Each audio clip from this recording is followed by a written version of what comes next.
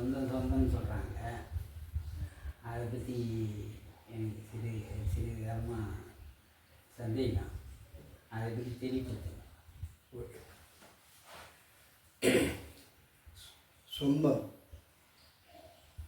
யார் யாருக்கு சொந்தம் அது தெரிவதற்கு முன்னால் இந்த உடலை பற்றி தெரிந்து கொள்ள வேண்டும்.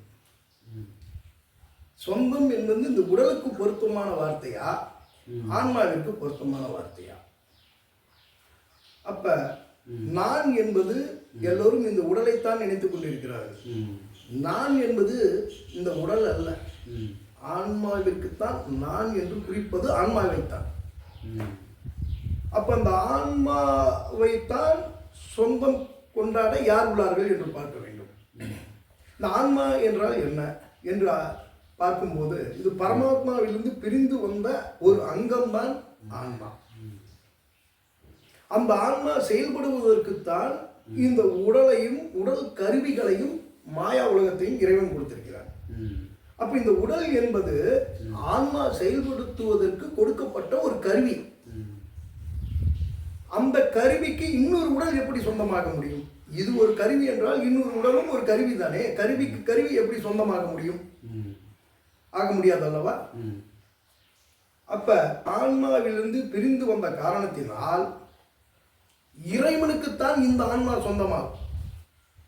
இந்த ஆன்மாவுக்கு இறைவன் சொந்தமாக மாட்டார். எவர்கள் எல்லாம் என் சொந்தம், என் உறவினர்கள் என்று நினைக்கிறார்களோ அவர்கள் எல்லாம் மறைவிலிருந்து வெளிப்பட்டவர்கள், இறப்பிற்கு பிறகு இல்லாமல் போனவர்கள், மறைந்து போனவர்கள்.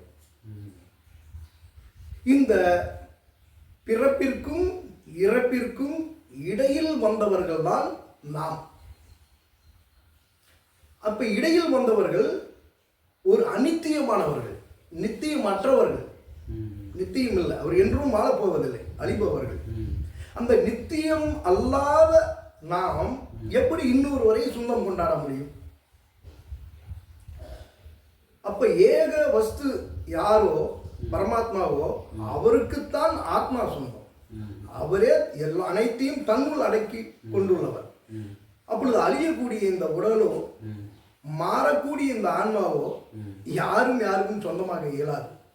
இறைவன் ஒருவனே, அவருக்கே எல்லாம் சொந்தம். புரிகிறதா?